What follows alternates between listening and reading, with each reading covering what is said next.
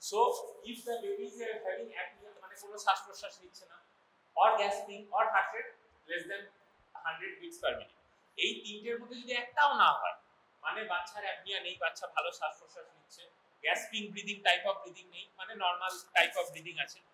3 নম্বর heart rate মোর than 100, তিনটেই যদি হ্যাঁ হয় অল তিনটেই যদি প্রেজেন্ট থাকে দেন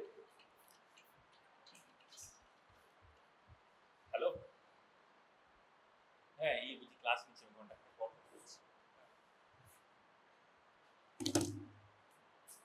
সো এই তিনটের মধ্যে যদি কোনোটাই না থাকে then the baby can be shifted to the mother for routine care and ongoing evaluation মায়ের কাছে পাঠিয়ে দিন। যদি এর মধ্যে তিনটেই না থাকে but still the baby is having labored breathing or persistent cyanosis, labored breathing meaning কষ্ট করে শ্বাস নিচ্ছে, কি রকম শ্বাসটা নিচ্ছে, অ্যাপনিয়া নেই বা গ্যাসপিং নেই, হার্ট রেটও বেশি, কিন্তু তুই দেখতে পাচ্ছিস শ্বাস নেওয়ার সময় গ্রান্টিং করছে। What is granting? Grunting is inspiratory or expiratory? Expiratory.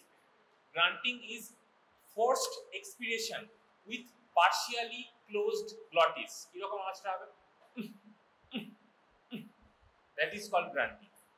তাতে কি করে এই টাইপ অফ ব্রিদিং কি করে ওরা by reflex they try to increase the intrapulmonary pressure by giving forceful expiration against partially closed glottis, যাতে alveoli গুলো পেটেন্ট থাকে, খোলা থাকে, এটাকে বলে granting. So whether the baby is having grunting type of respiration or respiratory distress কিভাবে দেখা হয়? tachypnea, heart rate respiratory rate more than 60, or having intercostal suction, subcostal suction or suprasternal suction, মানে শ্বাস নিচ্ছে হার্ট রেট রেসপিরেটরি রেট দেখছিস 70-80, intercostal subcostal suction হচ্ছে, then the baby is having respiratory distress or labored breathing. Another thing is called what is persistent cyanosis. So what do you mean by cyanosis? Of the skin or mucous membrane. So what are the types of cyanosis? Central and peripheral. Peripheral cyanosis is also termed as acrocyanosis. So in newborn after birth acrocyanosis is common. কেউ যদি জন্মের পরে বাচ্চা দেখে থাকিস, কেউ যদি attend করে থাকিস, জানি না কেউ করেছিস কিনা, এখানে যে লেবার গুলো হয় দেখবি হাত পাটা জন্মের পর কিছুটা নীলচে থাকে, palm and soles slightly bluish. This is called acrocyanosis, মানে acral part are cyanosed. This is normal for a newborn. But central cyanosis is pathological for any newborn. So এবারে acrocyanosis কেন হয়? এইখানে একটা কাল আগে চার্ট করেছিলাম, টার্গেট অক্সিজেন স্যাচুরেশন কত আফটার 1 মিনিট 2 মিনিট 3 মিনিট পর কি হতে পারে। সো একটা লেভেল অফ 1 মিনিট স্যাচুরেশন কত 60 to 65%। তো 1 মিনিটের একটা বাচ্চার স্যাচুরেশন 60 to 65%, তার তো সাইনোসিস পেরিফেরাল থাকবে, তো that is normal for that baby. কিন্তু যদি 10 মিনিট পেরিয়ে গেছে তখন নরমাল স্যাচুরেশন হচ্ছে 85 to 95। If there is cyanosis 10 minute পেরিয়ে গেছে but still presence of cyanosis is present and saturation is not up to the target range as per this chart, this is called persistent cyanosis. So এই দুটো যদি থাকে যে বাচ্চা এইখানে তুই ইনিশিয়াল স্টেপস করেছিস, তারপরে অ্যাপনিয়া গ্যাস্ট্রিক কিছু নেই, হার্ট রেট 100 এর বেশি আছে, কিন্তু the baby is having labored breathing or persistent cyanosis, then there is a method called position airway and suction if needed. তাহলে কি করবি? আরেকটু এয়ারওয়েটাকে পজিশনিং করবি, মানে আগেরবার বলেছিলাম যে স্লাইটলি এক্সটেন্ডেড স্নিফিং পজিশন, নেকের নিচে একটা শোল্ডার রোল দেওয়া হয় 1 ইঞ্চ মতো ডায়ামিটার, তাতে হেডটা স্লাইটলি এক্সটেন্ডেড থাকে, and this is called sniffing position. Tip of the nose and mouth are at the same place. This helps to open the airway. তো position এয়ারওয়েটা আরেকবার করলি, সাকশন ইফ নিডেড, অনেক সময় কিছুটা পরিমাণ অ্যামনিওটিক ফ্লুইড মুখের মধ্যে থেকে থাকে, সাকশন করলি। যদি তাতেও ঠিক না হয় পালস অক্সিমিটার, মানে আমরা পালস অক্সিমিটার হাতে দেবো to see the target saturation range is meeting or not. যদি দেখি যে টার্গেট স্যাচুরেশন আমার মিট করছে না, then we will give oxygen if needed. So we will give free flow oxygen. So how do you give free flow oxygen? দু তিনটে method আছে। ধর একটা এরকম অক্সিজেন টিউবিং এখানে ওয়াল মাউন্টেড রাখা আছে, এটাকে নাকের সামনে ধরলি, এক নম্বর। দুই নম্বর কি করতে পারিস, এই যে মাস্ক আছে সেটাতে অক্সিজেন টিউবিংটা লাগালি, এটাকে এখানে ধরলি, এটা কিন্তু টিপে ধরবি না, জাস্ট হালকা সামনে ধরা। বা যে আগের দিন অক্সিজেন তোদের গিভিং ডিভাইসের মধ্যে হেড বক্স দেখানো হয়েছে, আছে প্লাস্টিকের বক্সের মতো, সেটাকে দিয়ে দেওয়া হলো। বা আরেকটা করা যায়, সেটা হচ্ছে না, এটা ছেড়ে দিতে করতে হবে না, এই মেথডে দেওয়া যায়। তো একটা কোশ্চেন করে যে is this device can be used for giving free flow oxygen, অ্যানসারটা হবে নো। ঠিক আছে, ভিডিও করিস না ভাই, ভিডিও তো করছে অলরেডি, দেখে নিস না। তো is this device is given for can be used for giving free flow oxygen, answer হচ্ছে নো। তার কারণ হচ্ছে এইখানে অক্সিজেন তখনই দেবি যখন তুই এখানে পজিটিভ প্রেসারটা দিচ্ছিস, এইখানে খুলবে তবে অক্সিজেনটা দেবে। তুই ধর এখানে অক্সিজেনটা লাগানো থাকলো, নাকের সামনে এটাকে ধরলি, এটা অক্সিজেন দেবে না কারণ এই ভালভটা বন্ধ। সো আগের দিন দুটো ব্যাগ সিস্টেম বলেছি, এটা যেটা দেখালাম এটা কি বলে, কি বলেছিলাম আগের দিন, সেলফ ইনফ্লেটিং সিলিকনাইজড নিউরাল রিসার্কুলেশন ব্যাগ। তো সেইটাকে আরেকটা ব্যাগ হয় যেটাকে বলেছিলাম ফ্লো ইনফ্লেটিং, সেটা অ্যানাস্থেসিয়ারা ইউজ করে, একটা কালো বা সবুজ রঙের হয়, তারা দেখবি কন্টিনিউ এরকম ভাবে অ্যানাস্থেসিয়ারা যারা অ্যানাস্থেসিয়া দেয় তাদের দিতে থাকে। এটাতে সেলফ ইনফ্লেটিং এ আমি যদি কিছু নাও দিই, কোনো ফ্লো এখান দিয়ে অক্সিজেন নাও দিই, অটোমেটিক ইনফ্লেট হয়ে যায়, ওইটা হয় না, ওটা ফ্লো ইনফ্লেটিং, মানে অক্সিজেন ওখানে না দিলে ওটা ইনফ্লেট করবে না ওই ব্যাগটা। So flow inflating bag can be used for giving free flow oxygen, but this self inflating bag can not be used for giving free flow oxygen. এই কোশ্চেনটা ধরা হয়। So you can give free flow, you can give free flow oxygen and consider CPAP. What is CPAP? Positive airway pressure. Acha, what is BiPAP? Bi-level positive airway pressure. এরকম আমরা নিউবর্নে সাধারণত CPAP use করি, অ্যাডাল্টে তোরা আইসিইউতে দেখতে গেলে দেখবি তারা BiPAP ইউজ করে। কিছুই না, একটা বড় মাস্কের মতো ইউজ করা হয়, বাচ্চাদের ছোট মাস্ক থাকে, সেখানে নাম কি বলছে, continuous positive airway pressure. That means you are giving continuous pressure throughout the respiratory cycle. মানে ইন্সপিরেশন এক্সপিরেশন যাই নিতে থাকুক না কেন, you are giving a continuous airway pressure. সেটা কি করে যে বাচ্চা নরমাল ইন্সপিরেশন এক্সপিরেশন নিচ্ছে, but you are giving that extra amount of pressure, air pressure to inflate the lung alveoli. Normally 5 cm per H2 থেকে শুরু হয়, তারপরে আস্তে আস্তে বাড়ানো হয়। So it is called continuous airway pressure, positive airway pressure. আর একটা প্রেসার যেটা তোরা অ্যাডাল্টে দেখতে পাবি, that is called BiPAP, bi-level positive airway pressure.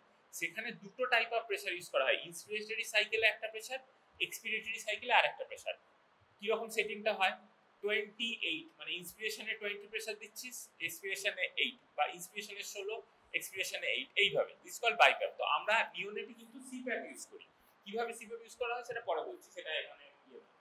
So if there is any respiratory distress, persistent cyanosis or labored breathing, you can give pulse, you can give free flow oxygen, and you can consider for giving CPAP.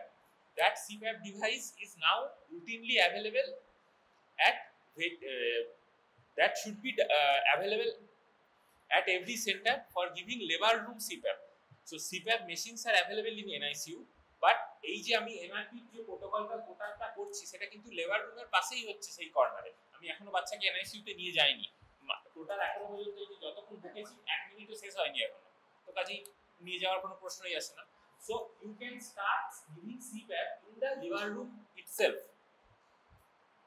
আচ্ছা, এরপরে গেল, এরপরে তুই দেখবি ধর বাচ্চাটা প্রথমে হয়েছে after birth term gestation no, good tone no, breathing or cry no, সবকটা নো হয়েছে। তুই বাচ্চাটাকে রেডিয়েটর অরগানের নিচে সামনে নিয়ে এসেছিস, এই স্টেপগুলো করেছিস, তারপরে দেখলি বাচ্চা is still having no respiratory drive, apnoea flag করে আছে, and heart rate is obviously less than 100, ধর heart rate 70, say. Now we will start positive pressure ventilation. So how do you give positive pressure ventilation? By using this bag. আগের দিন parts গুলো বলেছি, আর বলবো না। Less than 35 week gestation হলে FiO2 21 to 30%, more than 35 of weeks of gestation হলে FiO2 room air 21%. আমরা room air মানে এখানে কিছু কানেকশন নাও দিতে পারি, দিতেও পারি। যদি আমি এখানে FiO2 বাড়াতে চাই তখন আমি এখানে একটা কানেকশন দিয়ে ব্লেন্ডারের সাথে অ্যাড করব, যেটা আগের দিন বলেছি। So what you will do, positioning করা আছে, বাচ্চার হেডটা স্লাইটলি এক্সটেন্ডেড, এইখানে আমি শোল্ডার রোল দিয়েছি, বাচ্চার হেডটা স্লাইটলি এক্সটেন্ডেড। এরপরে will start giving positive pressure ventilation. How? This proper mask size should be chosen according to the gestation of the baby. আগের দিন দুটো মাস্ক দেখিয়েছিলাম, একটা ছোট একটা বড়।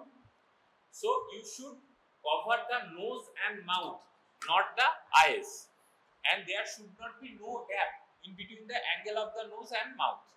এদিক দিয়ে হাওয়া লিক করে। and how should you seal the chest? দুভাবে করা যায়।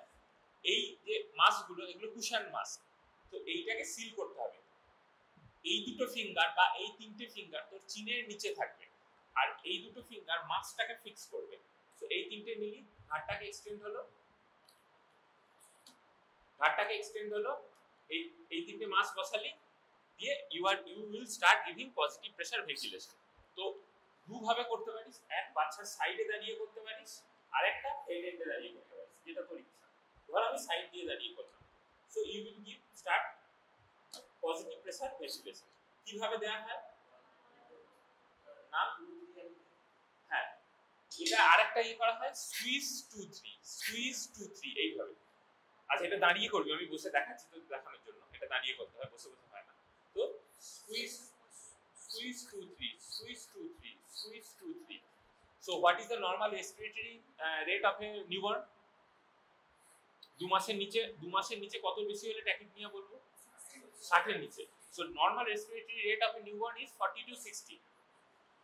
So you will start giving positive pressure ventilation at that rate. মোটামুটি কম বেশি 40 থেকে 60 এই রেসপিরেশন দিতে হবে। সো স্কুইজ 2-3 এইটা যদি বলতে মনে মনে বলিস, ধর এরকম বললাম স্কুইজ 2-3, যখন আমি ছাড়ছি হাতটাকে তখন আমি 2-3টা বলছি, আর যখন স্কুইজ বলছি তখন I giving the pressure. Squeeze 2-3 like that. So you have to give this positive pressure ventilation for 30 seconds minimum. You have to give effective positive pressure ventilation for minimum of 30 seconds. 30 second positive pressure ventilation দেওয়ার পর, আচ্ছা তার আগে কিছু steps আছে। আমি একটা বললাম যে giving positive pressure ventilation is a thing, giving effective positive pressure ventilation is another thing. ধর এবার হচ্ছে যেই স্টেপ থেকে পজিটিভ প্রেসার ভেন্টিলেশন লাগতে শুরু করলো, একজন দিয়ে আর হবে না, অ্যাটলিস্ট দুজন চাই। One person should be doctor যে পজিটিভ প্রেসার ভেন্টিলেশন দিচ্ছে, আদার পারসন সে তো অ্যাসিস্ট্যান্ট হতে পারে, সিস্টার হতে পারে, ওটি টেকনিশিয়ান হতে পারে, সে হেল্প করছে। সে কি করবে, যেই তুই পজিটিভ প্রেসার ভেন্টিলেশন দিতে শুরু করলি, সে হাতে বা পায়ে একটা পালস অক্সিমিটার লাগিয়ে দেবে, আর সে দেখবে তোর পজিটিভ প্রেসার ভেন্টিলেশন যখন দিচ্ছিস whether the chest rise is occurring or not. If there is effective positive pressure ventilation, chest rise should occur. Chest rise হতেই হবে, না হলে পজিটিভ প্রেসার ভেন্টিলেশন হচ্ছে না। এবারে সেই অ্যাসিস্ট্যান্টটার কাজ কি, তুই এখানে squeeze 2-3 করছিস। আফটার অ্যাবাউট 15 সেকেন্ড, 15 সেকেন্ডের কাছাকাছি, he will assess যে এই প্রথম 15 second whether the chest rise is occurring or not.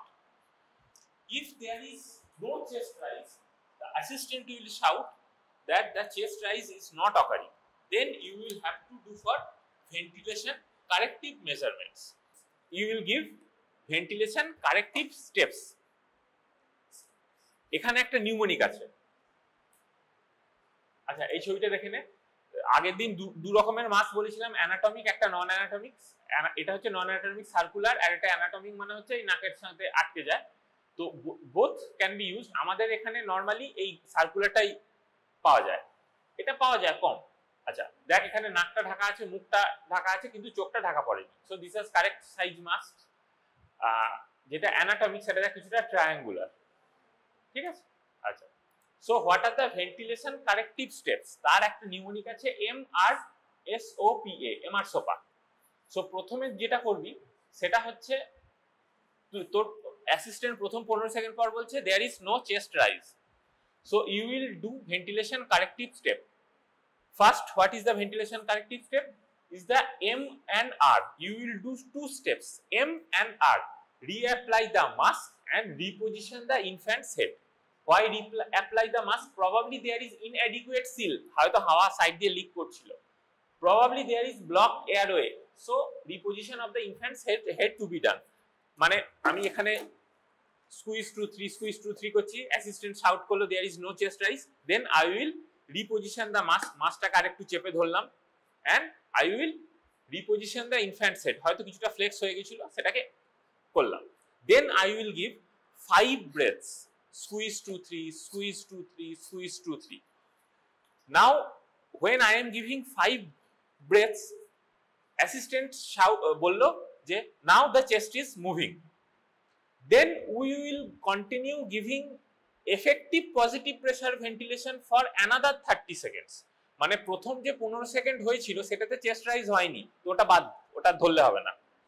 then we will give positive pressure ventilation from that correct after doing corrective steps, সেখান থেকে 30 সেকেন্ড দিতে হবে। যদি আমি ধর প্রথম সিনারিও বলছি, এখানে কনফিউশন হবে স্বাভাবিক। ধর প্রথম সিনারিও বললাম যে আমি বাচ্চার হার্ট রেট, ধর এই চেস্টের এই এটা চলে আসে, বাচ্চার হার্ট রেট লেস দেন 100, আমি পজিটিভ প্রেসার ভেন্টিলেশন দিতে শুরু করলাম, স্কুইজ টু 3 স্কুইজ টু 3 করছে, অ্যাসিস্ট্যান্ট দেখছে sir there is chest rise, তো আমি 30 সেকেন্ড দেবো, বলছি 30 সেকেন্ড দিলাম, then I will assess the heart rate again. দুভাবে হার্ট রেট অ্যাসেস করা যায়, এক আমার পালস অক্সিমিটার ততক্ষণে লাগানো হয়ে গেছে, আমি হার্ট রেট দেখতে পাচ্ছি মনিটরে, বা আমি এখানে 6 সেকেন্ড অস্কালটেট করব, ব্যাস। এবারে যদি দেখি যে হার্ট রেট মোর দ্যান 100, ধর 120, then I will gradually wean off the ventilation, মানে হঠাৎ করে এই হার্ট রেট 120 হয়ে গেছে ছেড়ে দিলাম, বুঝতে রাখলাম, এটা নয়।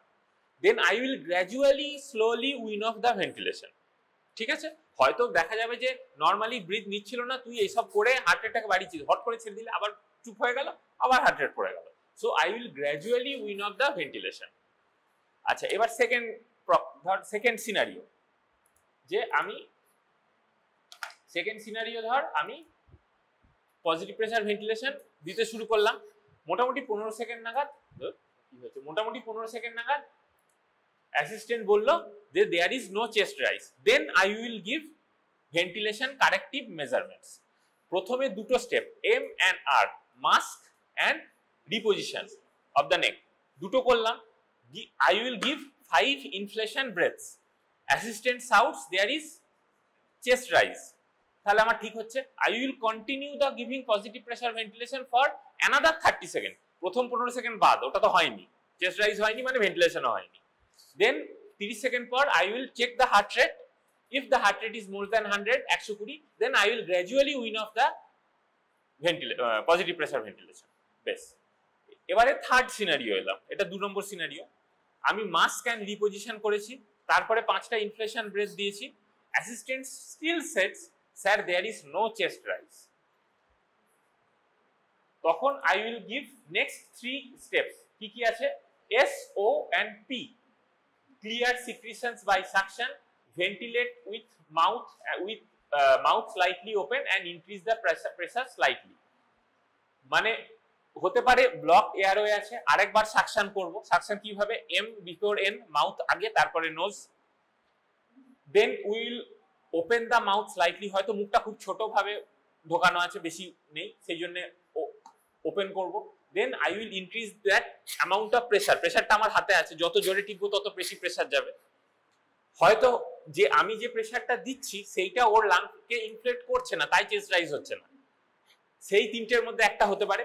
সো প্রথমে এমআর করে দেখলাম যে না, there is no chest rise, তারপরে will do next 3 steps, S, O and P, secretion, open airway and increase the pressure, সেই তিনটে করে আরো 5টা ব্রেথ দিলাম, দেন আমার assistant shouts now there is chest rise, I will continue the effective positive pressure ventilation for another 30 seconds. মানে এতক্ষণ যে এমআর করে যে কারেকশন হলো না, এসওপি করে যে হলো, ওইটা বাদ, ওটা তো হয়নি, তাহলে মানে আমাকে effective bag and mask ventilation দিতে হবে 30 সেকেন্ডস। যখন আমি যেগুলো কারেক্টিভ মেজারমেন্ট করেছি সেগুলো তো হয়নি চেস্ট রাইজ, মানে সেগুলো বাদ।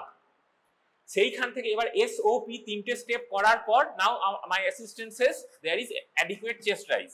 I will continue giving positive pressure ventilation for another 30 seconds. Now heart rate assistant bollo heart rate is 130. I will gradually wean off the positive pressure ventilation. Bes eta gelo fourth scenario MR korechi tate there is no chest rise, SOP korechi then also there is no chest rise. তারপরে assistant SOP করার পরে আমি 5টা inflation breadth দিচ্ছি, তাতেও assistant বলছে there is no chest rise. Then we will consider for giving alternative airway, meaning we will intubate the baby. এবার intubation কালকে তোকে আগের দিন তোকে দেখানো হয়েছে, খুলেছিল ইয়েস খুললাম, এই পড়ে টরে গেছে দেখো, একটা খোলা ছিল না, এটাই খোলা, ঠিক আছে। So this is the intubation tube, আগের দিন দেখেছিলাম। এইটা আমরা প্রিটার্মে, এক্সট্রিম প্রিটার্ম হলে 00, এক্সট্রিম প্রিটার্ম হলে 2.5, প্রিটার্ম হলে টার্ম হলে 3, আর যদি খুব হয় অনেক সময় 2 ও ইউজ করা হয়। যাই হোক, এটা দুই সাইজের। So we will intubate the baby. Intubate কিভাবে করা হয় সেই আগের দিন তোদের ল্যারিঙ্গোস্কোপ দিয়ে দেখানো হয়েছে। Left hand, so by laryngoscope you will then intubate the baby। ধর ইনটিউবেট করা হয়েছে, এবারে যখন তুই ল্যারিঙ্গোস্কোপ ঢোকালি ভেতরে, this will be your view. এখানে দেখ তুই বাচ্চার ল্যারিঙ্গোস্কোপ ঢোকানোর সময় বাচ্চার কোথায় দাঁড়িয়ে আছিস? হেড এন্ডে। তাহলে বাচ্চার যেটা অ্যান্টেরিয়ার সাইড, তুই যদি এরকম ভিউ করিস সেটা তোর আপ সাইডটা আসবে, ওপরের দিকটা অ্যান্টেরিয়ার আর নিচের দিকটা হবে পোস্টেরিয়ার। তাহলে এই ভিউটার এই উপরের দিকটা অ্যান্টেরিয়ার ভিউ, নিচের দিকটা পোস্টেরিয়ার ভিউ। এটা রাইট ল্যাটারাল, এটা লেফট ল্যাটারাল, তুই হেড এন্ডে দাঁড়িয়ে আছিস। বেশ, এখানে তুই যে স্ট্রাকচারটা ইনটিউবেট করার সময় ল্যারিঙ্গোস্কোপ ঢুকিয়ে দেখতে পাবি, এইটা সামনের দিকে আছে। সামনের দিকে কি আছে? টাং। এইটা হচ্ছে টাং, এইটা। তার আর ট্রেকিয়া, ইসোফেগাস কোনটা সামনে থাকে কোনটা পিছনে থাকে? ট্রেকিয়া সামনে। তাহলে ট্রেকিয়াটা অ্যান্টেরিয়ার, মানে এটা সামনের দিকে পাবি। সো দিস ইজ দ্য ট্রেকিয়া, এই পোরশনটা ইসোফেগাস। টাঙের পেছনেই জাস্ট এপিগ্লটিসটা দেখতে পাচ্ছিস, তার সেই এপিগ্লটিসটা ল্যারিঙ্গোস্কোপ দিয়ে তুললেই তলায় একটা স্ট্রাকচার দেখতে পাবি, ছোট্ট মতো একটা ওপেনিং। এই যে ভি এর মতো structure, this is the glottis, this is the vocal cord, যেটা দিয়ে তুই কথা বলিস। আর তার মাঝে একটা ছোট্ট ফুটো দেখতে পাবি, দিস ইজ দ্য গ্লটিস। এইখান দিয়ে তোকে টিউবটাকে ঢোকাতে হবে। So this is the site of doing intubation, this glottis. Most commonly কি হয়, এইটাতে ইনসার্ট করতে গিয়ে ইসোফেগাসে চলে যায়, খুব কমনলি হয়, এটা সবার হয়।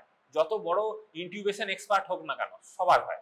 একবার না একবার জীবনে সবার হয়েছে, একবার কেন 1000 বার হয়েছে। আচ্ছা, তো ইউ উইল নাও ইনটিউবেট। এইবারে যেই ইনটিউবেট করা হয়ে গেল, এই মাস্কটা খুলে ফেললি। এবার ইনটিউবেট কতটা, প্রথম কথা হচ্ছে সাইজটা আমি বললাম, এই টিউবের সাইজ হবে। এবার কতটা ভেতরে ঢোকাবো টিউবটা, এইখানে দুটো কালো দাগ আছে, আগের দিন বলেছিলাম ভোকাল কর্ড গাইড। ভোকাল কর্ডের লেভেলটা থাকবে এই দুটোর মাঝে। আচ্ছা, এইখানে দেখ একটা কিছু মার্কিং লাগানো অনেক কিছু আছে, সেইটার এই মার্কিংটা হচ্ছে দেখ 7, 8, 9, 10 করে মার্কিং থাকে এখানে। কিভাবে মাপবি? কতটা আমি ঢোকাবো সেটা ডিপেন্ড করছে বাচ্চাটার নেজো ট্রেগাল লেন্থ প্লাস 1 সেন্টিমিটার। মানে নেজাল সেপ্টাম একটা ফিতে দিয়ে নেজাল সেপ্টাম থেকে ট্রেগাস মানে হচ্ছে এইটার লেন্থটা মাপলাম, তার থেকে 1 সেন্টিমিটার যোগ করব, ততটা অবধি আমি ইটি টিউবটাকে ভেতরে ঢোকাবো। তাহলে নেজো ট্রেগাল লেন্থ হলো ধর 6 সেন্টিমিটার, তাহলে আমি ভেতরে ঢোকাবো 7 অবধি। তাহলে এইখানে এই যে 7 দেখা আছে, 7 লেখা আছে, আমি এই 7 পজিশনটা হবে আমার অ্যাঙ্গেল অফ দ্য মাউথের লেভেলে। এইখানে দিয়ে আরেকজন যে অ্যাসিস্ট্যান্ট আছে এখানে ডায়নাপ্লাস দিয়ে এটাকে ফিক্স করতে হয়, বা তুই আঙুল দিয়ে ধরে থাকতে পারিস, বেটার টু ফিক্স, না হলে নড়ে যায়। আর আরেকজন অ্যাসিস্ট্যান্ট কি করবে, এই total intubation procedure should be done within 30 seconds, এর বেশি সময় নেই। আরেকজন অ্যাসিস্ট্যান্ট কি করবে, এইটাকে খুলে দেবে আর এইখানে সেট লাগিয়ে দেবে। সো নাও এতক্ষণ আমরা কি করছিলাম, bag and mask ventilation. Now what we are doing is bag and tube ventilation. So এখানে এবার বাচ্চা ইনটিউবেট করা হয়েছে, হাতে পালস অক্সিমিটার দেওয়া আছে। Now you are giving positive pressure ventilation using ET tube. Now we will call it as a bag and tube ventilation. তাহলে ইনটিউবেট করেছি, এরপরে we are giving positive pressure ventilation by using that ET tube. তার আগে কি করতে হয় সেটা হচ্ছে position of the ET tube should be confirmed. কিভাবে কনফার্ম করা হয়? By doing auscultation. কি করব?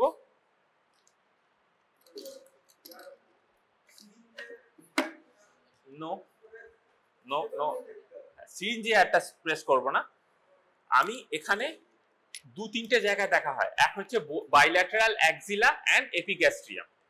দুটো জিনিস হতে পারে, এক তোর ইটি টিউব চেস্টে গেছে এবং তোর ইটি টিউবের টিপটা কোন লেভেলে থাকার কথা, in between bifurcation of the bronchus and the glottis, দুটোর মাঝে থাকার কথা। যদি তার থেকে বেশি ঢুকে যায় তাহলে কোন লাংয়ে বেশি ঢোকার chance? Right, because that is more horizontal. তাহলে হতে পারে তুই একদম গ্লটিসের উপরে আছিস, মানে ইনটিউবেশনটা হয়নি, ইসোফেগাসে ঢুকিয়ে দিয়েছিস, বা বেশি ঢুকিয়ে দিয়েছিস দিয়ে এবং ডান দিকের লাংসে চলে গেছে। তো ইউ উইল, এইখানে ইনটিউবেশনটা করা আছে, একজন অ্যাসিস্ট্যান্ট এখানে লাগানো আছে, সে এখান দিয়ে পাম্প করবে। তুই যেটা দেখবি বা তোর অ্যাসিস্ট্যান্ট যে হোক একটা, দুই অ্যাক্সিলাতে লাগিয়ে দেখবি যে দুদিকের এয়ার এন্ট্রি ইকুয়াল আছে কিনা। যদি ইকুয়াল থাকে ওয়েল অ্যান্ড গুড। যদি দেখা যায় যে না ডান দিকে বেশি পাচ্ছিস বাঁ দিকে কম পাচ্ছিস, প্রবাবলি তোর ইটি টিউবটা ডান দিকে বেশি চলে গেছে, তাহলে আরেকটু উইথড্র করতে হবে। আচ্ছা, এইদিকে দুদিকে দেখলি যে কিছুই পাচ্ছি, এইদিকে দুদিকে দেখবি আর দেখবি এপিগ্যাস্ট্রিয়ামে যে স্টমাকে চলে গেছে কিনা। যদি দেখা যায় যে এদিকের যা সাউন্ড পাচ্ছিস স্টমাকের সাউন্ডটা তার থেকে বেশি পাচ্ছিস, মানে ও পেটে চলে গেছে, মানে ইসোফেগাসে ইনটিউবেট করেছিস, আবার বার করে রিইনটিউবেট করতে হবে। আর যদি দেখিস যে লাংসের সাউন্ডটা বেশি পাচ্ছিস পেটে কম পাচ্ছিস, প্রবাবলি ইকুয়াল। এবার লাংসের সাউন্ড পেলেই হবে না, দুটো ইকুয়াল আছে কিনা দেখতে হবে, না হলে কি হবে সিঙ্গেল লাং ভেন্টিলেশন হবে। সিঙ্গেল লাং ভেন্টিলেশন হলে বাচ্চা স্যাচুরেশন কোনোদিন উঠবে না। আমরা এনআরপি তে সিরিঞ্জ দিয়ে করা, তুই যেটা বলছিস সিরিঞ্জ দিয়ে, that is Ryle's tube insertion, not ET tube. ET টিউবে আমি সিরিঞ্জ দিতে পারি না। সিরিঞ্জটা ঢোকাবো কোথায়? সিরিঞ্জ ঢোকানোর ইয়ে আছে? তুই যেটা বলছিস সেটা রাইলস টিউব। রাইলস টিউব দিয়ে আমি স্টমাকের পজিশন কোথায় ঢুকেছে দেখার জন্য আমরা সিরিঞ্জ দিয়ে এয়ার দিই। এখানে বাচ্চাটা তোর টোটাল সময় আছে 30 সেকেন্ডের মধ্যে করতে হবে, নাহলে বাচ্চাটার অক্সিজেন মাথা না পড়লে নিউরোলজিক্যাল ড্যামেজ হয়ে যাবে, সেরিব্রাল পলসি হবে। সো এইখানে সে অ্যাসিস্ট্যান্ট ব্রেথ দেবে, আমরা দেখবো যে পজিশনিংটা ঠিক আছে কিনা, ইসোফেগাস গেছে না ট্রেকিয়াতে গেছে। তাহলে কনফার্ম হলো না ওটা ট্রেকিয়াতেই আছে এবং ঠিকঠাক পজিশনেই আছে। বেশ, now you will give positive pressure ventilation, same squeeze 2 3 squeeze 2 3 squeeze 2 3, same. Now your assistant says there is chest rise. You will continue give positive pressure ventilation for 30 seconds. তাহলে এতক্ষণ আগে যেগুলো হলো সব বাদ, কারণ পজিটিভ প্রেসার ভেন্টিলেশনই হয়নি। Now we will give positive pressure ventilation for 30 seconds. Now the heart rate goes to 120. Now you, এইবারে যেটা, যখন যে বাচ্চা ইনটিউবেট হয়ে গেছে, most of the case that baby has to be transferred to the NICU for further management. সেই মুহূর্তে tube খুলে দেওয়াটা ভেরি রিস্কি, কারণ সেই পরে বাচ্চাটা কোলাপস করবে। সো যেটা করা হয়, টিউব পরানো আছে, এখানে ভেন্টিলেশন দেওয়া হচ্ছে, সেই অবস্থায় বাচ্চাটাকে NICU তে ট্রান্সফার করা হয় and connect this ET tube to a ventilator. আস্তে আস্তে gradually depending on the baby's condition wean off the ventilation. So heart rate বাড়লেই যে আমি মানে এতক্ষণ যখন MRSOP করলাম তখন হার্ট রেট বাড়লে আস্তে আস্তে আমি পজিটিভ প্রেসার ভেন্টিলেশনটা তুলে দেবো। কিন্তু একবার যে বাচ্চা ইনটিউবেট হয়ে গেছে লেবার রুমে, তাকে চট করে ইনটিউবেশন থেকে তোলা হয় না, because there is chance of secondary apnoea. তখন ব্রিথটা নিল, তারপরে যেই টিউব খুলে দিলি আবার কোলাপস করলো, দ্যাট ক্যান অকার। তো সাধারণত করা হয় না। বোঝা গেল এই অবধি? কনফিউশন থাকলে বল, কারণ এরপরে আরো পরবর্তী স্টেপস আসবে, তখন আরো ঘাটবে, সেই জন্য বলছি। প্রথম থেকে আরেকবার বলে দিই। প্রথমে বাচ্চা হয়েছে, কান্নাকাটি কিছু করেনি, ফ্ল্যাট। তুই প্রথমে ইনিশিয়াল স্টেপস করেছিস, তাতেও হার্ট রেট কিছু বাড়েনি, হার্ট রেট ছিল 70। তুই পজিটিভ প্রেসার ভেন্টিলেশন দিয়েছিস এফেক্টিভ দিয়েছিস 120 উঠছে, উইন অফ করেছিস, এফেক্টিভ হয়নি, এমআর করেছিস তাতেও এফেক্টিভ হয়নি, এসওপি করেছিস তারপরেও এফেক্টিভ হয়নি, ইন্টিউবেট করেছিস, পজিটিভ প্রেসার ভেন্টিলেশন দিয়েছিস, হার্ট রেট বেড়েছে, এনআইসিইউ তে ট্রান্সফার করেছিস, শেষ গল্প। এবারে তারপরে স্টেপ হলো তুই 30 second effective bag and mask ventilation, কথাটা ইম্পর্টেন্ট, মানে চেস্ট রাইজ হয়েছে সেইটা করেও ধর ইন্টিউবেট করেই ফেললি, তা করেও হার্ট রেট বাড়লো না, স্টিল হার্ট রেট ইজ ধর 70, ধর তাতেও হার্ট রেট বাড়লো না, what you will do? You will give another 30 seconds of positive pressure ventilation. If the heart rate after giving 30 seconds of positive pressure ventilation is still in between 60 to 100, then you will continue giving positive pressure ventilation for another 30 seconds. Another 30 seconds দেওয়ার পরে আবার assess করলি, এবার heart rate ধর বেড়ে 120 হলো, then gradually wean off the ventilation. আচ্ছা 30 second দেওয়ার পর, আচ্ছা second scenario, after giving 30 seconds of effective positive pressure ventilation heart rate is less than 60, ধর heart rate 50, then what we will do? Then যেটা করতে থাকবি, we will start giving chest compression.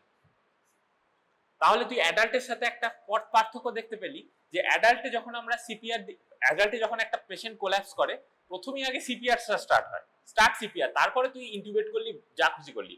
এখানে কিন্তু আমরা আগে লাংকে ভেন্টিলেট করার চেষ্টা করেছি, তাতে হচ্ছে না, তখন আমরা সিপিআর দিচ্ছি, এখানে সিপিআরটা পরে। একটা আছে অ্যাডাল্টে হচ্ছে সিএবি করেছিস, আর আমাদের এখানে এবিসি, এয়ারওয়ে ব্রিদিং সার্কুলেশন, ঠিক আছে? তো এইখানে now will give chest compression. তো চেস্ট কম্প্রেশন যখন দেয়া হচ্ছে অ্যাটলিস্ট দুজন এফেক্টিভ, মানে দুজন ডক্টর লাগবে যে চেস্ট কম্প্রেশন দিতে পারে, কেউ একজন চলে একজনকে ভলেন্টিয়ার করতে হবে, নাহলে আমি দেখাতে পারবো না। সো ধর তুই এতক্ষণ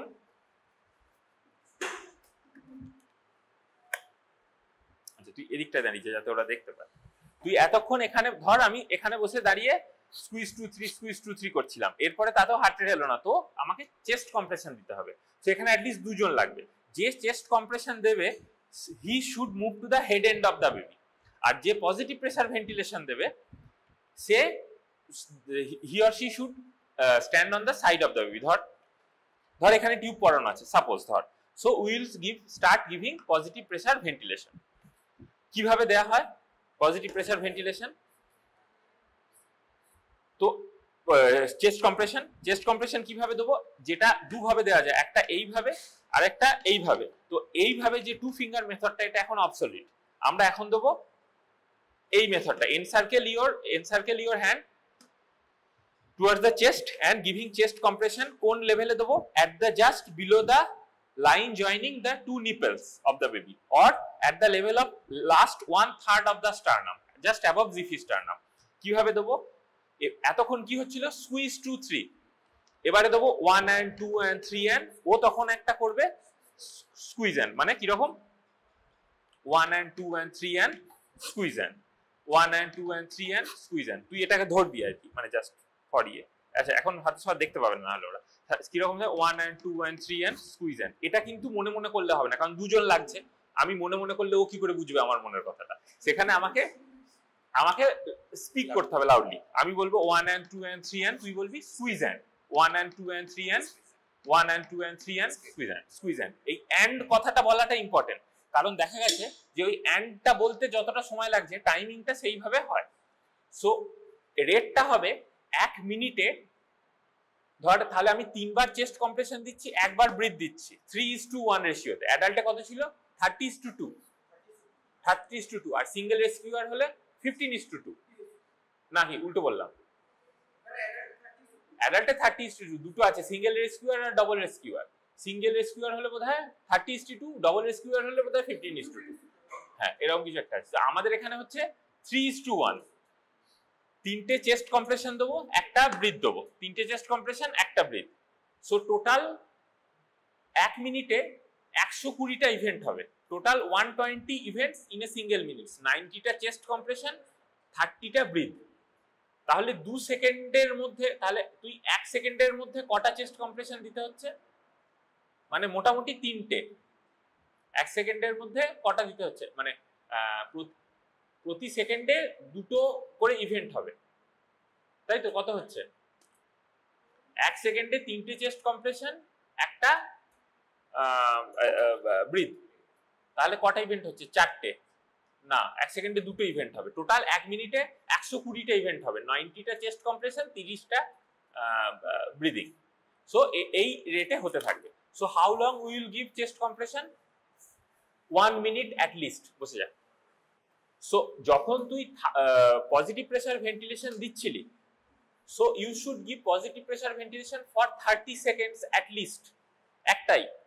but when you have started giving chest compression, at least give 1 minute of chest compression along with that breath. তাহলে 1 মিনিট মিনিমাম দেওয়ার পরে then you will assess the heart rate. assess heart rate দেখলি, heart rate এতক্ষণ ছিল 50, ধর এবার বেড়ে হলো 70। Now what you will do? হ্যাঁ, না, stop chest compression, stop chest compression, continue positive pressure ventilation for 30 second. এরকম ভাবে মনে রাখ, 60-এর নিচে হলে চেস্ট কম্প্রেশন দেবো, 60 থেকে 100-এর মধ্যে হলে আমরা পজিটিভ প্রেসার ভেন্টিলেশন দেবো। প্রথমে হার্ট রেট ছিল 50, after doing 30 seconds of effective positive pressure ventilation, heart rate was 50. Then we have started doing giving chest compression. Now heart rate is 70. যেই 70 হয়ে যাবে, যে এতক্ষণ চেস্ট কম্প্রেশন দিচ্ছিল সে সরে যাবে, যে পজিটিভ প্রেসার ভেন্টিলেশন এখান থেকে দিচ্ছিল সে হেড এন্ডে এসে আবার positive pressure ventilation for another 30 second দিতে থাকবে।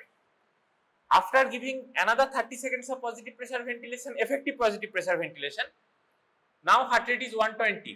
then gradually wean off the ventilation বা further steps. এবারে ধর, এবারে for the sake of the practical purpose, if you are giving positive pressure ventilation and you have to go up to chest compression, the baby should be intubated. Without intubation chest compression is usually not done. কিছু exceptional কেসে করতে হয়, সেটা ছেড়ে দে, but chest compression step অবধি যদি যেতে হয় তার আগে বেবি শুড বি ইনটিউবেটেড। আচ্ছা, তো এবারে হচ্ছে যে how does chest compression helps? কেউ বলতে পারবে চেস্ট কম্প্রেশন আমরা দিই কেন? দিয়ে এখানে তো আমি ব্যাগ এন্ড মাস ভেন্টিলেশন দিচ্ছি লাংটাকে ইনফ্লেট করার জন্য, চেস্ট কম্প্রেশন দিয়ে কি লাভ হচ্ছে? হার্ট থেকে আমরা ব্লাডটাকে পাম্প করছি। এবারে প্রথম থেকে 30-40 সেকেন্ড হয়ে গেছে, তখনও আমার হার্ট রেট খুব কম, 60-এর কম, মানে there is a chance of neurological damage because brain is not getting adequate oxygen. So heart has to pump যখন নিজে করতে পারছে না, আমি জোর করে করিয়ে দিচ্ছি কাইন্ড অফ। তাই হার্টটাকে আমি যখন প্রেসার দিচ্ছি, হার্টের মধ্যে যে ব্লাডটা আছে সেটা বাইরের দিকে যাচ্ছে, আবার যখন ছাড়ছি তখন বাইরের ব্লাডটা নেগেটিভ প্রেসারের জন্য ভেতরে আসছে, তার সাথে অ্যাডিকুয়েট ভেন্টিলেশন দিচ্ছি। এবার giving adequate ventilation is utmost necessary for beating of the heart, কারণ যার লাং খোলেনি হার্ট যতই পাম্প করুক অক্সিজেন তো পাবেই না। সেই জন্য অক্সিজেন হার্ট চেস্ট কম্প্রেশন পাওয়ার দেওয়ার আগে adequate ventilation is very much important, কারণ যার লাং খোলেনি তার আমি যতই চেস্ট কম্প্রেশন করি হার্ট তো অক্সিজেন পাবেই না, সে পাম্প করবে কোথা থেকে? অ্যাডাল্টের ক্ষেত্রে তার উল্টো, তার লাং অলরেডি খুলেছে, সেই জন্যই তো এত বছর বেঁচে ছিল। তার জন্য হার্টটাকে পাম্প করলে সে হার্টে অক্সিজেন পাবে, লাংসে সমস্যা নেই। তার হয়তো একটা অ্যারিথমিয়া হয়েছে, সে আনকনসিয়াস হয়েছে, তাকে যদি হার্টটাকে আমরা পাম্প করতে পারি সে অক্সিজেন পেয়ে যাবে। কিন্তু এর তো লাংসই খোলেনি, তার জন্য আগে আমাকে লাংটাকে ইনফ্লেট করতে হবে। লাং মানে without proper ventilation chest compression is not effective, যতই চেস্ট কম্প্রেশন করি। সেই জন্য before starting chest compression intubation is as a practical rule. আচ্ছা, চেস্ট কম্প্রেশনে কতটা কম্প্রেস করবি? at the level 1/3 of the anterior posterior diameter of the chest maximum। এই যে anterior posterior diameter of the chest তার 1/3 অবধি, এর বেশি নয়। তার থেকে বেশি হলে কি হবে? রিব ইনজুরি হয়, ইনজুরি, সফট টিস্যু ইনজুরি হয়, এসব করলেও হয়। But you should go for chest compression 1 minute minimum. 1 minute পর দেখলি heart rate 80, continue positive pressure ventilation for 30 seconds, stop chest compression, then heart rate is 130, then gradually wean off, যা করলি। আচ্ছা, এবার আরেকটা সিনারিও বলছি। প্রথম হার্ট রেট, বাচ্চা জন্মেছিল, প্রথমে হার্ট রেট দেখেছিলি 40, মানে এই স্টেপে আছিস তুই এখন, বলছি এই স্টেপে আছিস, এইখানে apnoea gasping heart rate less than 100, ধর baby is apnoeing, heart rate is 40, কি করবি? হ্যাঁ, কি করবি বল? Heart rate 40, we will start chest compression or we will give positive pressure ventilation?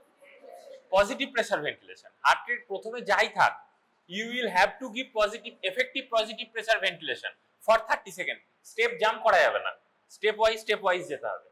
You will give positive pressure ventilation. Heart rate যাই থাক, ধর হার্ট রেট প্রথমে ছিল 40, 30 second positive pressure ventilation, effective positive pressure ventilation দিলি, মানে যেটাতে chest rise হয়েছে। তারপরে দেখলি হার্ট রেট 40 থেকে বেড়ে 50 হয়েছে, মানে স্টিল ইট ইজ বেড়েছে but less than 60, then start giving chest compression. সেই চেস্ট কম্প্রেশন যখন একবার দিতে শুরু করলি, give chest compression for 1 minute, then ধর 1 মিনিট চেস্ট কম্প্রেশন দেওয়ার পরও হার্ট রেট 50ই দাঁড়িয়ে আছে, what you will do? Give chest compression for another 1 minute. তারপরে 1 মিনিট দেওয়ার পর দেখলি হার্ট রেট 80 হয়ে আছে, stop chest compression, give positive pressure ventilation for 30 seconds, 30 second দেওয়ার পর আবার দেখলি heart rate 130, then gradually wean off, যা করলি। এবার এখানে একটা কনফিউশন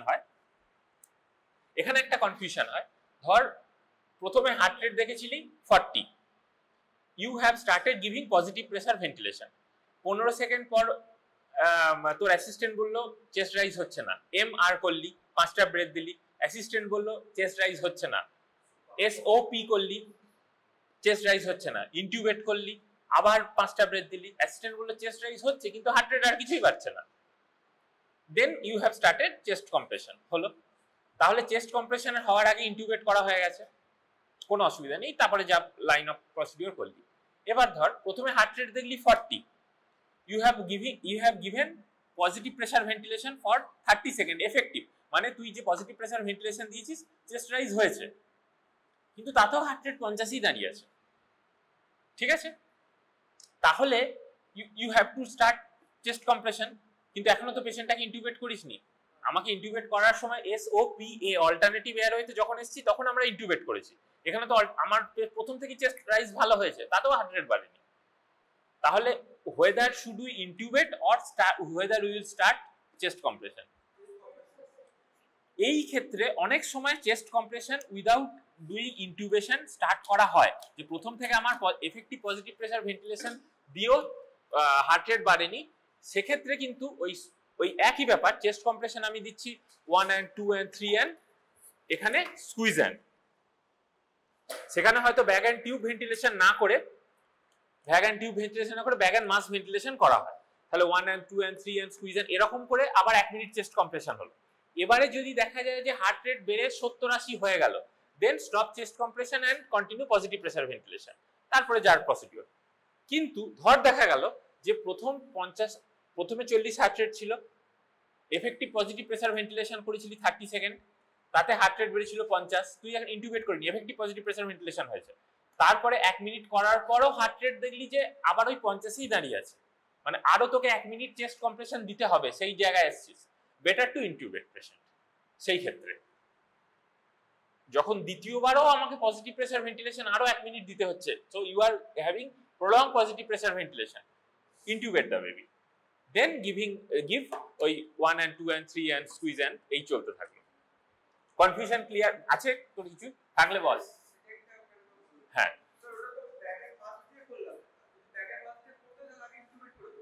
বলছি, ধর প্রথমে হার্ট রেট 40 ছিল 40, তুই এবারে পজিটিভ প্রেসার ভেন্টিলেশন দিয়েছিস, তোর অ্যাসিস্ট্যান্ট বলেছে যে there is adequate chest rise, so you have given effective positive pressure ventilation for 30 seconds, heart rate is still 50, means still it is less than 60, so you have to start chest compression. Intubation এখনো লাগেনি, 1 minute chest compression দিলি, দেন তুই heart rate দেখলি বেড়েছে 80 হয়েছে, সেক্ষেত্রে stop chest compression, give positive pressure ventilation for 30 second, heart rate বাড়লো 120 হলো, গ্র্যাজুয়ালি উইন অফ হয়ে গেল। সেকেন্ড সিনারিও, তুই প্রথম হার্ট রেট রেখেছিলি 40, 30 second positive pressure effective positive pressure ventilation দিয়েছিস, হার্ট রেট বেড়ে হয়েছে 50, চেস্ট কম্প্রেশন শুরু করেছিস, চেস্ট কম্প্রেশন তার সাথে ব্যাগ অ্যান্ড মাস্ক ভেন্টিলেশন, তারপরেও দেখলি 1 মিনিট করার পরে দেখলি হার্ট রেট 50 আছে, মানে আরো তোকে 1 মিনিট চেস্ট কম্প্রেশন দিতে হবে। So the baby requires prolonged positive pressure ventilation, prolonged chest compression, now you intubate the baby। মানে প্রথমবার চেস্ট কম্প্রেশনেও কিছু হলো না, এফেক্টিভ পজিটিভ প্রেসার ভেন্টিলেশন হয়েছে, তাতেও হলো না, intubate the baby. If prolonged positive chest compression is required, then you will intubate the baby, or you will intubate the baby if there is not adequate chest rise even after doing MR, SO and P, তখন তারপরে alternative care. কোনো confusion থাকলে বল। বললাম তো কোনো confusion থাকলে বল।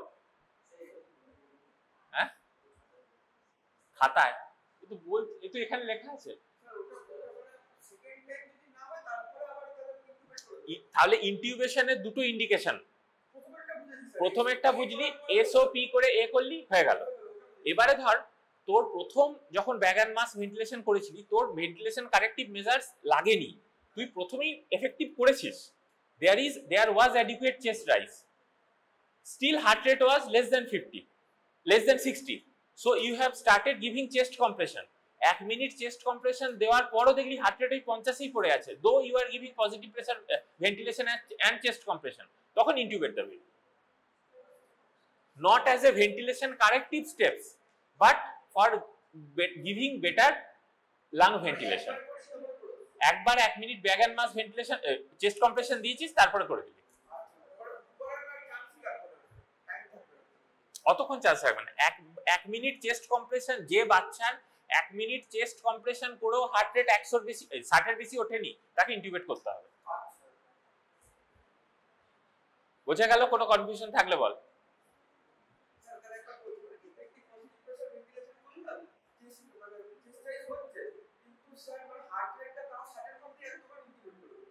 তখন আগে 1 মিনিট চেস্ট কম্প্রেশন দিলাম, 1 মিনিট চেস্ট কম্প্রেশন দিয়েও হার্ট রেট 60 এর কম, ইন্টিউবেট করে দেব।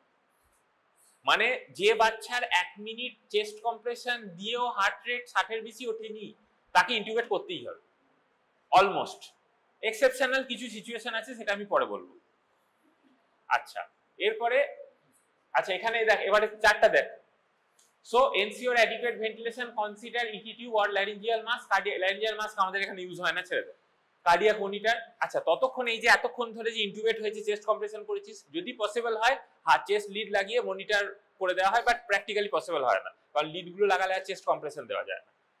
আচ্ছা coordinate with positive pressure ventilation 100% oxygen, মানে যে বাচ্চার আমি ইন্টিউবেট করে ব্যাগ অ্যান্ড টিউব ভেন্টিলেশন শুরু করেছি, এখানে যে বাচ্চার শুরু করেছি, you should connect the oxygen port with 100% FiO2। আমি যখন ইনিশিয়াল রিসাসিটেশন শুরু করেছিলাম 35 সপ্তাহের নিচে হলে 21 থেকে 30% FiO2, 35 সপ্তাহের বেশি হলে রুম এয়ার বা 21%, কিন্তু যাকে আমি ইন্টিউবেট করতে হচ্ছে বা যাকে চেস্ট কম্প্রেশন লাগছে, গিভ 100% FiO2। এখানে ব্লেন্ডার আছে, আমি সেখান থেকে কানেকশন করে দিলাম, ঠিক আছে। এই যে লেখা আছে coordinate with positive pressure ventilation 100% oxygen, and আরেকটা লেখা আছে UVE, এটা UVE নয়, এটা UVC, ভুল লিখেছে, আম্বিলিকাল ভেনাস ক্যাথেটার। এই যে যার চেস্ট কম্প্রেশন করে এবারে মেডিকেশন কিছু লাগে, সেই জন্য আমাকে UVE করতে হয়। সো হোয়াট আর দ্য, এবারে পরের স্টেপ গেল যে তুই ইন্টিউবেট করে ফেলেছিস, 1 মিনিট পজিটিভ প্রেসার ভেন্টিলেশন দিয়েছিস, হার্ট রেট ওই 40-এই দাঁড়িয়ে আছে, না হার্ট রেট বাড়ছে না বাচ্চার কোনো অ্যাক্টিভিটি বাড়ছে, ওই 40 ছিল 40-এই দাঁড়িয়ে আছে। Now you will give medications. So common সব থেকে আগে সিপিআর এর কি মেডিকেশন দেওয়া হয়?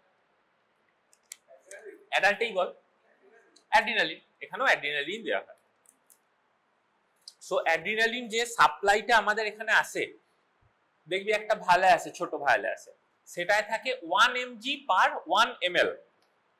ওই ভায়ালটা হয় 1 ml এর, তার মধ্যে থাকে 1 mg অ্যাড্রিনালিন, সেটাকে আমরা আরেকভাবে বলি 1:1000 ডাইলিউশন বলি, বা 1 mg per 1 ml, সেইটাকে ডিজলভ করা হয়। ওখানে 1 ml নেওয়া হলো, একটা 10 ml এর সিরিঞ্জ নেওয়া হয়, সেখানে 1 ml ওইটা নেওয়া হলো, তার সাথে 9 ml নর্মাল স্যালাইন মেশানো হলো।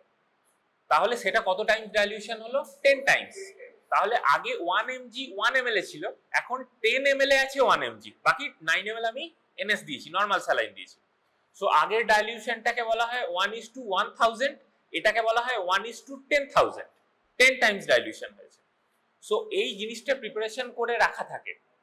এইবারে আরেকটা, যতক্ষণ তুই এই সব 2 মিনিট ধরে চেস্ট কম্প্রেশন করছিস, ততক্ষণ যে আরেকজন যে অ্যাসিস্ট্যান্ট আরেকজন লাগবে, সে একটা আম্বিলিকাল ক্যাথেটার ভেতরে ঢুকিয়ে দিয়েছে। So what is umbilical catheter? কিছুই না, আমাকে এখন এই মুহূর্তে নেই বলে দেখাতে পাচ্ছি না। হ্যাঁ, আম্বিলিকাল কর্ড কাট করা হয়েছে, সেখানে তিনটে জিনিস থাকে, কি? দুটো আর্টারি, একটা ভেন। যে ভেনটাতে আছে সেখানে একটা আম্বিলিকাল ক্যাথেটার পাওয়া যায়, দুটো সাইজ পাওয়া যায়, একটা 3.5 একটা 5। 3.5টা আমরা প্রিটার্ম বেবি, 5টা টার্ম বেবির ক্ষেত্রে ইউজ করি। সো সেইটা 4-5 সেন্টিমিটার ভেতরে ঢোকালেই, ওটা টানলেই আর কি ফ্রি ফ্লো ব্লাড আসে, ওখানে ঢুকিয়ে দেওয়া হয়। This call umbilical venous catheterisation, UVC. সে ঢুকিয়ে দিয়েছে, ততক্ষণে আরেকটা অ্যাসিস্ট্যান্ট ঢুকিয়ে দিয়েছে। So you will give adrenaline, দুটো রুটে দেওয়া যায়, এক ইন্ট্রাট্রেকিয়াল রুট, দুই intra umbilical venous catheter route. Which one is preferable? অবশ্যই ভেনাস ক্যাথেটারে। তো অনেক সময় দেখা যায় যে যতক্ষণে তুই চেস্ট কম্প্রেশন, এই যে এতক্ষণ নাচানাচি হচ্ছে এত কিছু নিয়ে বাচ্চাটাকে নিয়ে, ততক্ষণে সে ক্যাথেটারটা করে উঠতে পারেনি, তখন ইন্ট্রাট্রাকিয়াল রুটে কিভাবে দেওয়া হয়? এই যে টিউবটা দেওয়া আছে, ওই যে সিরিঞ্জে দিয়েছিস অ্যাড্রিনালিনটা, এইটাতে পুশ করে দেওয়া হয়, আর তারপরে এইটাকে নিয়ে 2-3 বার পাম্প করে দেওয়া হয়, যাতে লাংয়ের মিউকোসাতে সেটা ডিস্ট্রিবিউট হয়ে যায়। সো লাং মিউকোসা, ট্রিকিয়াল মিউকোসা দিয়ে সেটা অ্যাবজর্ব হয়ে যায়। So that is not the preferable way, but emergency সিচুয়েশনে করতে হয়। এবারে যদি তোর আম্বিলিকাল ভেনাস ক্যাথেটার ততক্ষণে করা হয়ে গিয়ে থাকে, then you will push the adrenaline. কত ডোজ দেওয়া হয়? ওই যে 1:10,000 যে ডাইলিউশনটা বললাম, সেটা 0.2 ml, 0.2 ml পার কেজি বডি ওয়েট। মানে যদি 3 কেজি বাচ্চা হয়, তাহলে তুই দিবি 0.6 ml।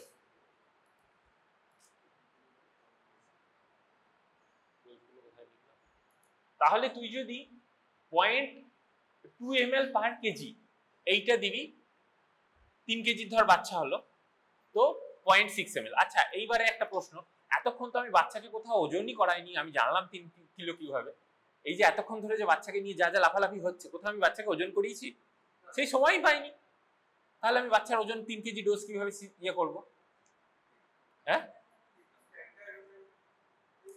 না স্ট্যান্ডার্ড কিছু না, অ্যান্সারটা খুব হাস্যকর। অ্যান্সারটা হচ্ছে বাচ্চাকে দেখে তোকে ওজন বলতে হবে, সাইজ দেখে। এবং এটা বলা যায় যে মোটামুটি কত হতে পারে, এটা 2 কেজির বাচ্চা দেখে কত 2 কেজি বাচ্চা, তোর আমি ওজন দেখে বলছি তোর ওজন 80 থেকে 90 হবে, তো আর আমি বলছি হবে না, আমি বলছি হবে না, আমি জানি, বাট বলছি।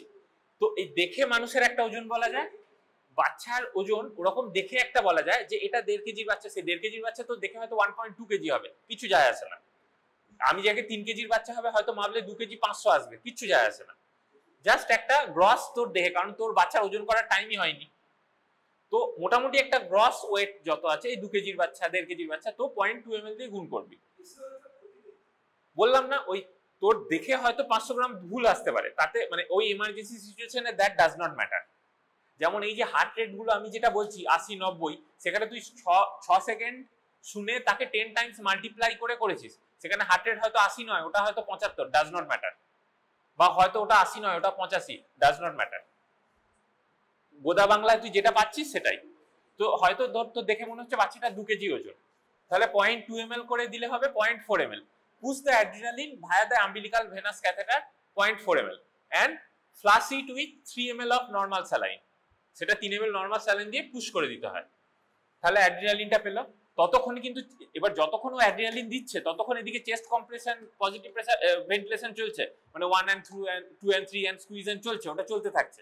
তখন আরেকজন অ্যাসিস্ট্যান্ট এসে ওখান দিয়ে অ্যাড্রিনালিন পুশ করে দিল, তারপর 3 ml নরমাল স্যালাইন দিয়ে ফ্লাশ করে দিল।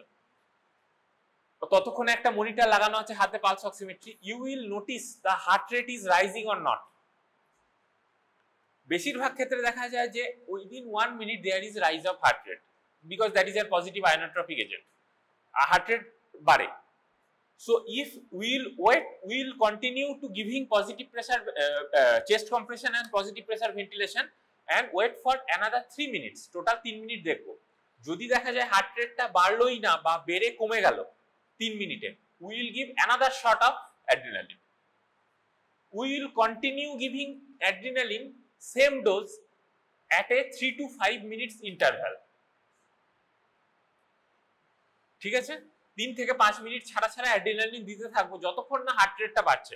And we are also continuing positive pressure ventilation and chest compression, সেটা তো চলছেই। এবারে 3 মিনিট থেকে 5 মিনিট একবার দিলাম বাড়লো না, দুবার দিলাম বাড়লো না, তাহলে বুঝতে হবে যে there is some pathology is present যে হার্ট রেটটাকে বাড়তে দিচ্ছে না। খুব কমন যে প্যাথোলজি গুলো থাকে তার সাথে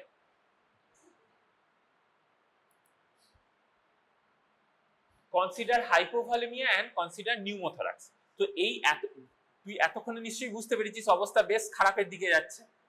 হ্যাঁ বলছি তো, আসছি। তুই এতক্ষণে নিশ্চয়ই বুঝতে পেরেছিস যে এত কিছু দিয়ে হচ্ছে না মানে অবস্থা বেশ খারাপ। So probably you have done something wrong এতক্ষণে, যেটা খুব কমনলি হয় প্রিটার্ম বাচ্চাদের ক্ষেত্রে। এই যে এতক্ষণ ধরে যে চেস্ট কম্প্রেশন দিয়েছিস, পজিটিভ প্রেসার ভেন্টিলেশন করেছিস, probably you have done a pneumothorax. সেই লাং খুব ম্যালিয়েবল থাকে, খুব সহজেই রাপচার করে যায়।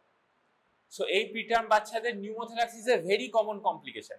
এতক্ষণ ধরে যে তুই ভিগোরাসলি এই যে এই করেছিস, সেই প্রেসারটাই নিউমোথোরাক্স করে দেবে। এবারে যে নিউমোথোরাক্স যখন একবার ডেভেলপ হয়ে গেছে, যত তুই ভেন্টিলেশন করছিস, চেস্ট কম্প্রেশন করছিস, probably that air is going to the pneumothorax portion, not in the lung portion. তো নিউমোথোরাক্স অ্যাডাল্টে কিভাবে দেখা হয়? অসকালটেট করে কোন দিকে এয়ার এন্ট্রি কম আছে, এখানেও সেইভাবেই দেখা হয়। আরেকটা করা যায় ইলুমিনেশন মেথড। এখানে একটা টর্চ মেরে দেখা হয় যে ওইখানে ইলুমিনেট করছি কিনা। যদি নিউমোথোরাক্স হয় তাহলে তুই বুঝতে পারবি লাইটটা, এটা বাই এক্সপিরিয়েন্স আছে। বাট তোদের ফর্দা যে অসকালটেট করতে হয় দুদিকে, মানে কিভাবে বুঝবি নিউমোথোরাক্স হয়েছে? তুই প্রথমে ইন্টুবেট করেছিলি, সেখানে দুদিকে লাং এন্ট্রি এয়ার ঠিক ছিল।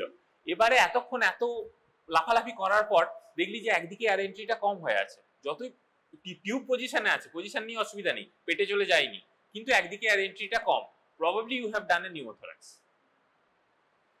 এবার নিউমোথোরাক্স যখন করা হলো, যখন হয়ে গেছে, তো what is the management of pneumothorax? একটা নিডল ঢুকিয়ে দিতে হবে। কোথায় ঢোকাবি? Second intercostal space at the level of. আমাদের এখানে যেটা নিউবর্নে করা হয় সেটা হচ্ছে মিড ক্ল্যাভিকুলার লাইনে একটা হোয়াইট বোর্ড নিডল ঢুকিয়ে দেওয়া হয়। সেইটা করে তার যে নিডলের অন্য পোর্শনটা একটা পাইপ দিয়ে একটা কোনো ওয়াটার জলের মধ্যে এয়ারটা বেরোবে, তুই না দেখতে পাবি না। তো সেখানে একটা white board needle second intercostal space mid clavicular লাইনে ঢুকিয়ে দিলি, যেদিকে নিউমোথোরাক্স হয়েছে সেই দিকে, মানে যেদিকে তুই সাসপেক্ট করছিস। যদি নিউমোথোরাক্স থাকে ওদিক দিয়ে একটা বেরিয়ে যাবে, আর যদি নিউমোথোরাক্স না থাকে, সেই ডিটেকশনই ভুল থাকে, তুই লাংকে ইনজিওর করবি, স্বাভাবিক ব্যাপার। সেদিক দিয়ে তাহলে কি আসবে বুঝতেই পারছিস। আচ্ছা, so consider pneumothorax and consider hypovolaemia. এছাড়া কিছু কন্ডিশন হতে থাকে। আচ্ছা, আরেকটা কথা, এই যে আমি এখানে নিউমোথোরাক্স করছি, যে মুহূর্তে নিউমোথোরাক্সে আমি করব, যে মুহূর্তে আমি বুঝতে পারবো যে নিউমোথোরাক্স হয়তো হয়ে গেছে, তখন কিন্তু আমাকে ভেন্টিলেশনটা সেই মুহূর্তের জন্য বন্ধ রাখতে হবে। কারণ নিউমোথোরাক্স হওয়া সত্ত্বেও যদি আমি ভেন্টিলেশন দিতে থাকি, নিউমোথোরাক্সটা আরো বেড়ে যাবে। ঠিক আছে? তো নিউমোথোরাক্স ধর তুই ড্রেন করলি, তাতেও বাড়ছে না হার্ট রেট, কিছুই হচ্ছে না, অবস্থা আরো খারাপ, বুঝতে পারছিস? সো এবার থেকে you have to consider if there is a hypovolaemic shock or not. So hypovolaemic shock মানে হচ্ছে এতক্ষণ ধরে প্রপারলি সার্কুলেশন হয়নি, so there is a role of volume expanders. মানে তোর হাইপোভলিমিক শক হলে তোকে কি করতে হয়? ফ্লুইড দিতে হয়। তো এখানেও ফ্লুইড দেওয়া হয়, এনএস। কত দিবি? 10 ml পার কেজি, মানে 3 কেজির বাচ্চা হলে 30 ml। কোথায় দিবি? আম্বিলিকাল ভেনাস ক্যাথেটারে। স্লোলি ওটা ইনফিউজ করে দিবি। আর কিছু সময় হয় যদি RH ইনকম্প্যাটিবিলিটি থাকে, প্লাসেন্টাল অ্যাব্রাপশন, প্লাসেন্টাল হ্যামারেজ থাকে, তাহলে হয়তো অ্যান্টিনাটালি অনেকটা ব্লাড লস হয়ে এসছে, কারণ প্লাসেন্টাল অ্যাব্রাপশন ছিল। সেখানে there is a chance of giving blood, PRBC দেওয়া হতে পারে। এবার তো প্রশ্ন হচ্ছে, তোর ধর তুই একটা অ্যাক্সিডেন্ট করলি, প্রচুর ব্লাড লস হলো, হসপিটালে ভর্তি হলি, তখন হসপিটালে তোকে কি করা হয়, তোর থেকে একটা ব্লাড স্যাম্পল নেওয়া হয়, দেওয়া হয়, ক্রস ম্যাচিং করা হয়, তারপরে সেটা ব্লাড ব্যাংকে পাঠানো হয়, ব্লাড ব্যাংক সেই ক্রস ম্যাচ করে তোকে একটা ব্লাড পাঠায়, সেই ব্লাডটা তোকে দেওয়া হয়। এখানে এসবের সময় আছে নেই। কি করবি? ও নেগেটিভ দেবো, ইয়েস, দেখো, because that is universal donor. তুই বাচ্চার ব্লাড গ্রুপ তো কিছুই জানিস না, কিছুই হয়নি, তো দিবি কি? দিবি হচ্ছে ও নেগেটিভ ব্লাড। এবারে প্রশ্নটা হচ্ছে, আমি ও নেগেটিভ ব্লাড পাবো কোথায়? এতক্ষণ ধরে যে করেছিস ততক্ষণে ওই যে অ্যাসিস্ট্যান্ট, সে ব্লাড ব্যাংকে, তোর হসপিটালের যে ব্লাড ব্যাংক আছে তাকে ফোন করে বলে দিয়েছে একটা ও নেগেটিভ ব্লাড ব্যাংক, ব্লাড যদি থাকে, 99% সময় থাকবে না বলেই দিলাম, যদি থাকে ভাগ্যক্রমে দিয়ে দিলি, সেটা তাকে নিয়ে আসতে হবে। তত না থাকলে কিছুই চালাবি না, নর্মাল স্যালাইন চালাবি। ও পজিটিভ চালালে তো তুই এমনিই গেলি আরো, ঠিক আছে? না, যদি 99.9% ক্ষেত্রে ও নেগেটিভ ব্লাড হসপিটালে থাকে না, কোনোদিনই থাকে না, আমি আজ পর্যন্ত দেখলাম না আছে, কোনো হসপিটালেই থাকে না। বল, পাওয়াই যায় না তো। আর যদি কেউ পায় তখন ডোনার নিয়ে এসে পাওয়ানো হয়, সঙ্গে সঙ্গে সেই ডোনারকে দিয়ে, মানে দিয়ে দেওয়া হয় কোনো পেশেন্টের জন্য, তো ওটা স্টকে থাকবে। That is a very rare situation practically. বিদেশে থাকে, আমাদের দেশে থাকে না, না কারণ হচ্ছে ওদের ওখানে আরএইচ নেগেটিভটা মোর কমন আমাদের দেশের তুলনায়, ওদের ওখানে থাকে। তো যদি তোর কাছে ব্লাড না থাকে, গিভ নর্মাল স্যালাইন। সো সেখানে ওই ব্লাড দিলেও আর কি 10 ml পার কেজি স্লোলি ইনফিউজ করলি, আর এদিকে চেস্ট কম্প্রেশন নিয়ে চলে যাচ্ছে। হ্যাঁ, তুই রোল চেঞ্জ হয়, মানে তুই যে পজিটিভ করছিলি সে ওদিকে গেল আর তুই এদিকে এলি, এরকম ভাবে করতে পারিস। কারণ একজন যদি অতক্ষণ চেস্ট কম্প্রেশন দেয়, হাত ব্যথা হয়ে যাবে। সো তারপরে ভাগ্যক্রমে তুই দেখলি হয়তো যে হার্ট রেটটা উঠেছে, একটু উঠেছে, 50 হয়েছে, তাহলে ওইগুলো দেওয়া বন্ধ করলি, চেস্ট কম্প্রেশন দিতে শুরু করলি, তারপরে হার্ট রেট বাড়লো, 80 হলো, চেস্ট কম্প্রেশন দেওয়া বন্ধ করলি, পজিটিভ প্রেসার ভেন্টিলেশন দেওয়া শুরু করলো, এটসেট্রা এটসেট্রা, যেরকম হলো। আচ্ছা, সেকেন্ড সিনারিও, 100 সব কিছু করা হয়ে গেল, তাতেও কিছু হলো না। So how long you will continue to give positive pressure ventilation, chest compression and giving adrenaline? 3 থেকে 5 মিনিট ছাড়া ছাড়া অ্যাড্রিনালিন চলছে, তো কতক্ষণ দিতে থাকবি?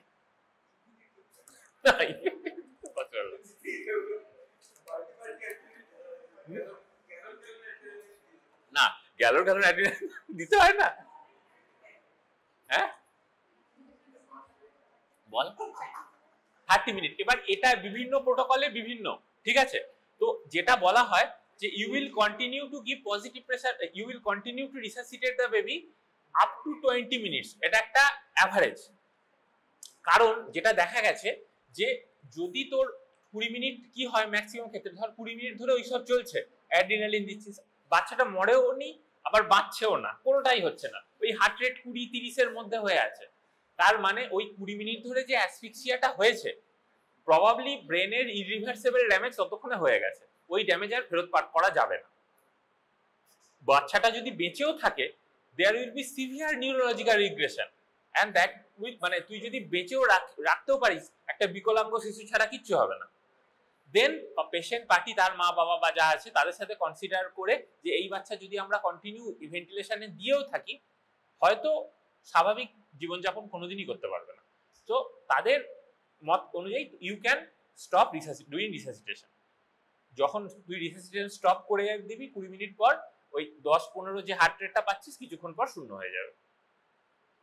আরেকটা কিছু করা যায়, আরেকটা আছে যে যদি দেখা যায় যে কখন রিসাসিটেট করবি না, বাচ্চাকে রিসাসিটেট শুরুই করবি না, if the baby is born with a congenital anomaly that is incompatible with life, like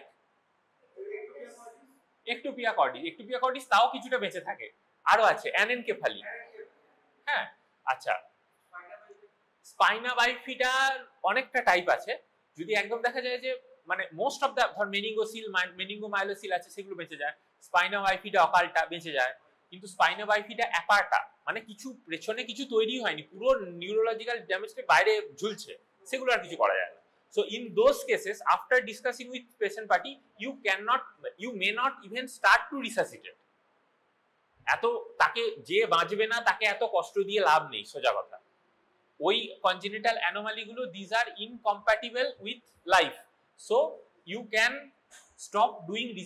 stop giving resuscitation, even you may not even start doing resuscitation. আচ্ছা আরো একটা, আচ্ছা এবার তো মোটামুটি গেল, বুঝতে পারলি? আচ্ছা এত দূর অবধি কোনো প্রশ্ন আছে কিনা বল, বাচ্চাটাকে তো মেরেই ফেললাম, তারপর বল। হ্যাঁ হ্যাঁ হ্যাঁ, আর কোনো এর মাঝে কোনো স্টেপ? আচ্ছা এত দূর যেতে হয় না, 99.999% এত দূর যেতে হয় না, চেস্ট কম্প্রেশনেই ঠিক হয়ে যায়। ইনফ্যাক্ট চেস্ট কম্প্রেশন লাগে হয়তো 1000-এ 5টা বাচ্চা এর এই রেশিওতে। এবার বল, আর না আমি প্রশ্ন না থাকলে আমি ধরবো, কারণ আরো কিছু বলার আছে। তুই বল, আমাকে একটা কন্ডিশনের নাম বল। আচ্ছা এইখানে আমি যে এতক্ষণ ধরে যে বকলাম, প্রথমে এই স্টেপটা, তারপরে এই স্টেপ যে করব, প্রথমে বাচ্চা কাঁদেনি এই সব স্টেপ করব, পজিটিভ প্রেসার ভেন্টিলেশন দেবো, তারপর ইনটিউবেট করব, তারপর চেস্ট কম্প্রেশন করব। একটা কন্ডিশনের নাম বল যেখানে কোনো কিছু নেই, দেখা দেখির কোনো সিন নেই, বাচ্চা জন্মালো ইনটিউবেট করে দিলাম, একটা কন্ডিশনের নাম বল। কোনো দেখা দেখির কোনো সিন নেই, বাচ্চা জন্মালো ইনটিউবেট করে দিলাম, কোন? না হ্যাঁ বল, কি অ্যাট্রেসিয়া? হ্যাঁ নাকে অ্যাট্রেসিয়া, ট্রেকিয়াল জানি না, ট্রেকিয়া বল। তুই যেটা বলছিস সেটা হচ্ছে ট্রেকিও ইসোফেজিয়াল ফিস্টুলার কথা বলছিস তুই, যেটা ট্রেকিয়াল যদি অ্যাট্রেসিয়া, ট্রেকিয়া যদি তৈরি না হয় এমনি বাঁচবে না। তুই যেটা বলতে চাইছিস দ্যাট ইজ ট্রেকিও ইসোফেজিয়াল ফিস্টুলা, সেটা আলাদা। আর বল, মানে ডাইরেক্ট, হ্যাঁ ডাইরেক্ট বাচ্চা বেরোলো, কোনো সব গল্প টল্প নেই, ডাইরেক্ট ইনটিউবেট। বাইল্যাটারাল ইনটিউবেট করে দেবো না, মানে সেক্ষেত্রে তো যদি আমি ধরে নিলাম বাইল্যাটারাল কোয়ালা অ্যাট্রেসিয়া আছে, আমি পজিটিভ প্রেসার ভেন্টিলেশন দিচ্ছি তো মুখ দিয়ে, তো সেদিক দিয়ে তো ঢুকবে হাওয়া। না ভেরিপিটাম বেবিদের এগুলোই করা হয়।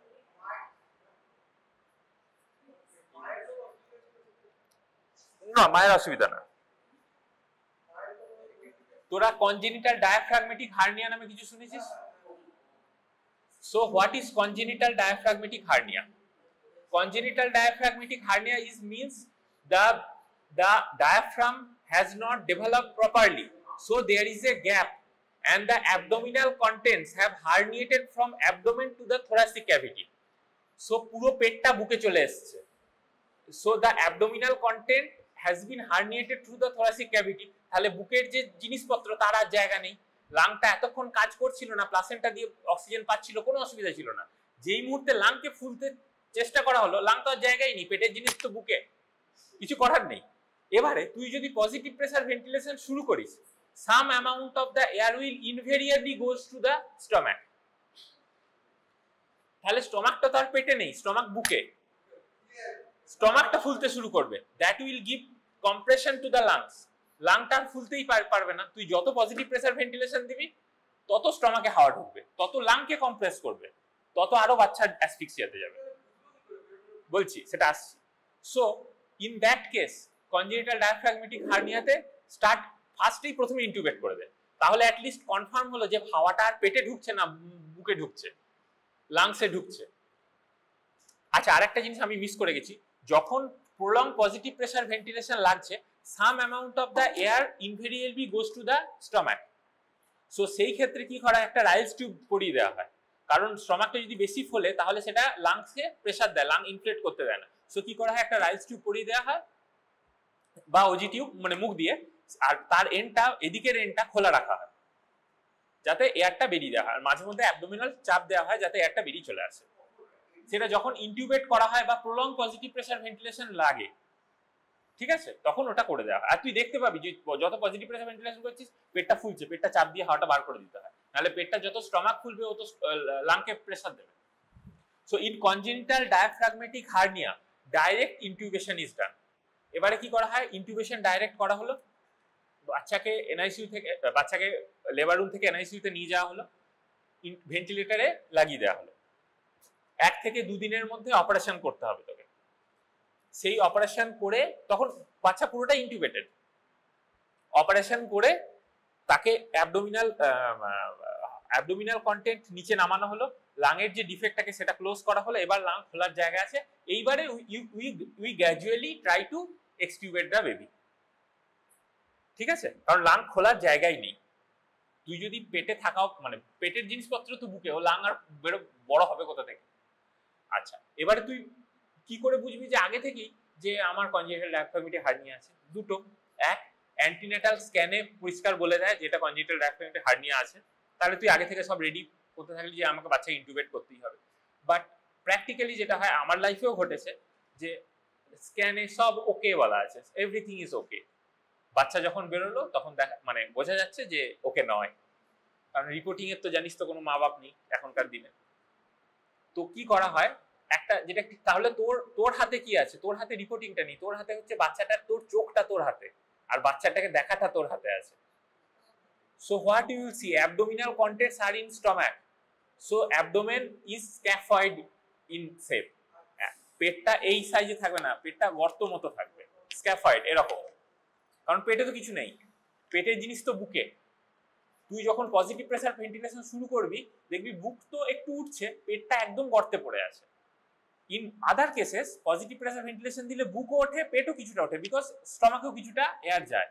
কিন্তু যার কনজেনিটাল ডায়াফ্রাগমেটিক হার্নিয়া আছে তার স্টমাক তো বুকে, পেটে কোনো এয়ার যাবে না, তো it is called as scaphoid হবে না, মনে হবে পেটটা গর্তে পড়ে আছে।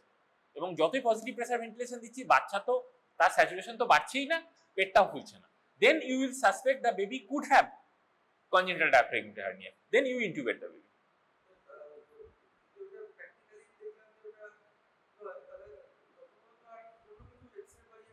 কোনো সেই সুযোগই নেই। সেক্ষেত্রে তুই ধর মানে সেক্ষেত্রে কি করা হয়, ধর প্রথমে তুই নর্মালি পজিটিভ প্রেসার ভেন্টিলেশন শুরু করেছিস, দেখছিস যে পেট তো গর্তে পড়ে আছে, পেটটা স্ক্যাফয়েড ইন নেচার, কোনো স্যাচুরেশনও উঠছে না, হার্ট রেটও বাড়ছে না, ইউ আর সাসপেক্টিভ মাথায় আসছে যেটা কনজেনিটাল ডায়াফ্রাগমেটিক হার্নিয়া হতে পারে।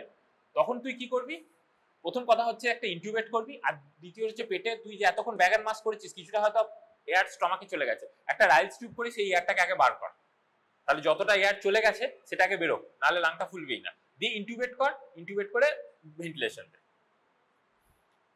আচ্ছা, এবারে আরেকটা ডিভাইস, আগের দিন আরেকটা বলেছিলাম যে এইখানে একটা স্টেপ আছে দেখবি সব বাচ্চার, ওয়ার্ম ড্রাই স্টিমুলেট, এই ড্রাইং একটা পার্ট আছে, এটা আমরা নর্মালি করি। ড্রাইং কি করে করি, দুদিকে এদিকে টাওয়েল ওদিকে মুছি করি। তো less than 32 weeks of gestation যদি হয় তো ড্রাইংটা এই স্টেপটা অমিটেড। লেস দেন 32 উইক জেস্টেশনে হচ্ছে ডাইরেক্ট এই প্লাস্টিক একটা ব্যাগ পাওয়া যায়, এটা এর জন্য স্পেসিফিক্যালি পাওয়া যায়, সেইখানে বাচ্চাটাকে পুরোটাকে ঢুকিয়ে দেওয়া হয়। এই যে দেখতে পাচ্ছিস এটা কি করা হয়, কারণ ওই বাচ্চাটা অ্যামনিওটিক ফ্লুইডে পুরোটা লাগানো আছে, সেই সময় যদি তুই ডাইরেক্ট ড্রাইং করতে যাস অনেক সময় কি হয়, ইভাপোরেটিভ ফ্লুইড লস হয়, হাইপোথার্মিয়া হয়, সেটা যাতে না হয় এই প্লাস্টিক ব্যাগের মধ্যে ঢুকিয়ে দেওয়া হয়। এইখানে মুখে একটা ফুটো থাকে যাতে ব্রিথ করতে পারে, আম্বিলিকাসের কাছে একটা ফুটো থাকে যাতে রিসাসিটেশন গুলো করতে পারিস। তো অল দ্য রিসাসিটেশন ওই প্লাস্টিক ব্যাগের মধ্যেই বাচ্চা থাকবে, তারপরে তুই যা করার করবি। এরপরে বাচ্চাটাকে এসব করে প্লাস্টিক ব্যাগের মধ্যেই নিয়ে আসা হলো এনআইসিইউতে, তারপরে এনআইসিইউতে প্লাস্টিক ব্যাগটাকে খোলা হলো এবং ড্রাইং করা হলো, ওইখানে করা হয় না। এবারে কি হয়, practically in most of the centres this plastic bags are not available. যদি অ্যাভেলেবল না থাকে তাহলে তুই কিন্তু কনভেনশনাল যে স্টেপস গুলো আছে এগুলো করতে থাকবি, মানে ড্রাইং করবি। যদি প্লাস্টিক ব্যাগ অ্যাভেলেবল থাকে দেন প্লাস্টিক ব্যাগের মধ্যে ঢুকিয়ে করে দিলি, আর যদি না থাকে তাহলে কিন্তু কনভেনশনাল যা স্টেপস আছে সেগুলো করলি। আচ্ছা, এইখানে আর এই মেশিনটা কেউ কোনোদিন দেখেছিস কোথাও? হ্যাঁ, এটা দিস ইজ কল্ড নিওপাফ, নিওপাফ কোম্পানির নাম। এই মেশিনটাকে দিয়ে পজিটিভ প্রেসার ভেন্টিলেশন দেওয়া যায়, ফ্রি ফ্লো অক্সিজেন দেওয়া যায়, আবার সিপ্যাপ, লেবার রুম সিপ্যাপ যেটা বলছিলাম সেটা দেওয়া যায়। একটা ছোট্ট মেশিন এইটুকু সাইজের হয়, হাতে করে নিয়ে যাওয়া যায়। এই দেখো উপরে হ্যান্ডেল আছে, এইখানে কি করা হয়, প্রেসারটাকে রেগুলেট করা হয়। এইখানে একটা পাইপ বেরোয় আর সেইখানে এইরকম একটা জিনিস থাকে, এই দিক দিয়ে এইটা মাস্কটা, এইটাকে বাচ্চার নাকে ধরা হয়। আর এইখানে একটা নব আছে, এই যে হাতটার নবটা ঘোরাচ্ছে দেখতে পাচ্ছিস, আর উপরে একটা ফুটো আছে। তো সেম জিনিসটা তুই যখন এখানে ব্যাগ অ্যান্ড মাস্ক ভেন্টিলেশন করছিস, সেম জিনিসটা যখন এখানে ব্যাগ অ্যান্ড মাস্ক ভেন্টিলেশন করছিস, ওখানে যেটা করবি ওই মাস্কটাকে এরকম ইয়ে করবি, এখানে একটা ফুটো আছে, প্রেসার দিতে হয় না, এখানে জাস্ট এখানে একটা ফুটো আছে উপরে, এই বন্ধ করছিস খুলছিস, বন্ধ করছিস খুলছিস, that will create the positive pressure. এইবারে এইখানে একটা পজিটিভ প্রেসার সেট করা যায় যে তুই পজিটিভ প্রেসার কত দিতে চাস। এইখানে আমার একটা অসুবিধা হচ্ছে, আমি যত জোরে হাতে করব তত বেশি পজিটিভ প্রেসার হবে। তো there is a chance of, খুব প্রিটার্ম বেবিদের there is a chance of having pneumothorax. এইখানে কি করা হয়, এইখানে কি করা হয়, তো এইখানে আগে থেকে প্রেসারটা সেট করা যায়, তার থেকে বেশি প্রেসারও দেবেই না। এইটা ধরা আছে, তুই এটা এই করছিস, ওয়ান অ্যান্ড এখানে কি ছিল, স্কুইজ 2 3, ওইভাবে করছিলি, স্কুইজ 2 3, স্কুইজ 2 3, স্কুইজ 2 3, স্কুইজ 2 3, ওই সেম জিনিসটাই ওই মেশিনে ওই উপরে হাত দিয়ে ধরা আছে, উপরে ফুটোটা বন্ধ করলেই ওইটা চলে আসে, ওই পজিটিভ প্রেসারটা আসে। আচ্ছা, এটা দিয়ে আরেকটা করা যায়, যদি তুই পজিটিভ প্রেসারটা না দিস, ওই মাছটাকে যদি এরকম ভাবে জাস্ট সামনে ধরে রাখিস, that will give the free flow oxygen normal. আর ওই জিনিসটাতে লেবার রুম সিপ্যাপ দেওয়া যায়। কিভাবে দেওয়া যায়, দেখ এইখানে একটা আমি ফ্লোতে চার্টে বলেছিলাম যে কনসিডার সিপ্যাপ, যদি পারসিস্টেন্ট সায়ানোসিস আর রেসপিরেটরি ডিস্ট্রেস থাকে, লেবার রুমেই আমরা সিপ্যাপ দিতে পারি। তো সিপ্যাপের প্রেসার নরমালি মানে ইন্সপিরেশন, মানে সিপ্যাপ কখন দেবো, যে বাচ্চাটার রেসপিরেটরি ড্রাইভ আছে, হার্ট রেট বেশি, বাট একটা লেবার ব্রিদিং আছে, গ্রান্টিং হচ্ছে, তো সেই সময় যেটা করব, ওইখানে ওটা এরকম ধরে থাকবো, আর এইখানে একটা নব আছে, এই সবুজ রঙের এইটাকে ঘুরিয়ে ওই সিপ্যাপের কত প্রেসার দেবো সেইটা এইখানে ওঠে, এই মার্কটা, সেটা সেট করা যায়। নর্মালি আমরা 5 সেন্টিমিটার পার H2O এই প্রেসার দিয়ে শুরু করি, সেইটাকে ধরে থাকবো, আর নবটার ওপরে যে ফুটোটা আছে এখানে কোনো আঙুল রাখবো না, খোলা থাকবে। তো সেইখানে যে প্রেসারটা দেবে সেটা সিপ্যাপের প্রেসারের কাছাকাছি। আর যদি ওটাকে আমি প্রেসার দিই এরকম করি, তাহলে that will give positive pressure ventilation. ওই নবটার ওপরে যে ফুটোটা আছে যদি সেটাকে আমরা বন্ধ করি, ঠিক আছে, এটা দেওয়া হয় না তোদের, কারণ এই মুহূর্তে এই মেশিনটা এখানে নেই, বাট এইটা মানে দিস ইজ দ্য ফিউচার। এই জিনিসটা হয়তো আর 10 বছর 15 বছর পরে থাকবে না, এইটা থাকবে। This is called Neopuff machine or labour room CPAP machine, অর আরো নাম আছে স্যার, কোম্পানির নাম ছেড়ে দেন। আর এই জিনিসটাকে বলে টি-পিস রিসাসিটেশন, লাগবে না তোদের, ছেড়ে দেন। হ্যাঁ, আরেকটা কন্ডিশন হতে পারে, বাচ্চার সিজারিয়ান সেকশন কোন অ্যানাস্থেসিয়া করা হয়, স্পাইনালে। কিছু কিছু ম্যাটারনাল ডিজিজ আছে তাতে স্পাইনাল অ্যানাস্থেসিয়া দেওয়া যায় না, জেনারেল অ্যানাস্থেসিয়া দিতে হয়। তো if the baby is born after caesarean section after giving general anaesthesia, so সেই জেনারেল অ্যানাস্থেসিয়াটা প্লাসেন্টার মাধ্যমে বাচ্চার কাছেও গেছে। সো অনেক ক্ষেত্রেই দেখা যায় বাচ্চাও কিন্তু কোনো রেসপিরেটরি ব্রিদিং প্যাটার্ন কিচ্ছু নেই, কারণ সেই অ্যানাস্থেসিয়ার এফেক্টটা বাচ্চার মধ্যে আছে, অলদো বেবি ইজ গুড, কারণ মায়ের ব্লাডে গেছে, বাচ্চার ব্লাডেও কিছুটা পেয়েছে, আর বাচ্চাতে তো খুব কম ডোজেই তার এফেক্ট হয়ে যাবে, তো সেখানে হয়তো চলে গেছে, তো বাচ্চা কোনো আর কাঁদে না, ফ্ল্যাট আছে। তো যদি তুই হিস্ট্রিতে দেখা যায় যে বাচ্চা জেনারেল অ্যানাস্থেসিয়াতে বর্ন হয়েছে, baby may need positive pressure ventilation, even intubation and ventilation, but বেশিরভাগ ক্ষেত্রে দেখা যায় যতক্ষণ ওই অ্যানাস্থেসিয়ার এফেক্টটা থাকে ততক্ষণই বাচ্চা ফ্ল্যাট থাকে, তারপর অ্যানাস্থেসিয়ার এফেক্টটা যতক্ষণ আস্তে আস্তে ধর 1-2 ঘন্টা পর চলে গেল, বাচ্চার অ্যাক্টিভিটি ফিরে যায়। সেই ক্ষেত্রে না, ততক্ষণ তোকে রেসপিরেটরি সাপোর্টটা দিতে হবে, যতক্ষণ ওর জেনারেল ব্রিদিং নেই সাপোর্ট। যেমন একটা অ্যাডাল্ট পেশেন্টে তোকে ধর অ্যানাস্থেসিয়া দেওয়া হলো, যতক্ষণ অ্যানাস্থেসিস এফেক্টটা আছে তোকে তো ভেন্টিলেশনের মধ্যে আটকানো আছে। হ্যাঁ, হ্যালো, বলো, তুমি চলে যাও, আমার একটু সময় লাগবে। হ্যাঁ, চলে যাও, সময় লাগবে। হ্যাঁ,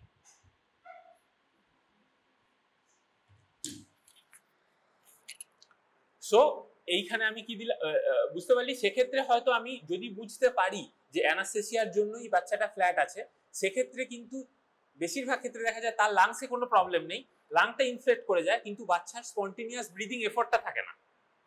সেক্ষেত্রে আমরা ইনটিউবেট করা বা পজিটিভ প্রেসার ভেন্টিলেশন দিয়ে হয়তো আমরা চেস্ট কম্প্রেশন অবধি স্টেপটা যাব না, কারণ সেই সব বাচ্চার ক্ষেত্রে যখন ভেন্টিলেশনটা আমরা দিয়ে দিই তারপরে হার্ট রেট বেড়ে যায়, কারণ তার লাংসে অ্যাজ সাচ প্রবলেম নেই, তার নিজস্ব ব্রিদিং এফোর্টটা নেই, সেই ব্রিদিংটা আমি তো ভেন্টিলেটর দিয়েই দিচ্ছি। সেক্ষেত্রে আর চেস্ট কম্প্রেশন স্টেপ অবধি যাব না, যদিও ব্রিদিং এফোর্ট থাকে না। এবার যতক্ষণ তার অ্যানাস্থেসিয়ার এফেক্টটা থাকলো, ব্রিদিং এফোর্ট থাকে না, তারপর আস্তে আস্তে ব্রিদিং এফোর্ট চলে এলে গ্র্যাজুয়ালি ভেন্টিলেশনটা উইথড্র করে দেওয়া হয়। বোঝা গেল? ধর একটা মায়ের জেনারেল অ্যানাস্থেসিয়া করে সিজারিয়ান সেকশন করা হয়েছে, তাহলে জেনারেল অ্যানাস্থেসিয়ার যে ড্রাগগুলো দেওয়া হয়েছে, কেটামিন, মেটাজোলাম, হোয়াটএভার যা দিয়েছিস, গ্লাইকোপাইরেট, সেইটা বাচ্চার ব্লাডেও গেছে।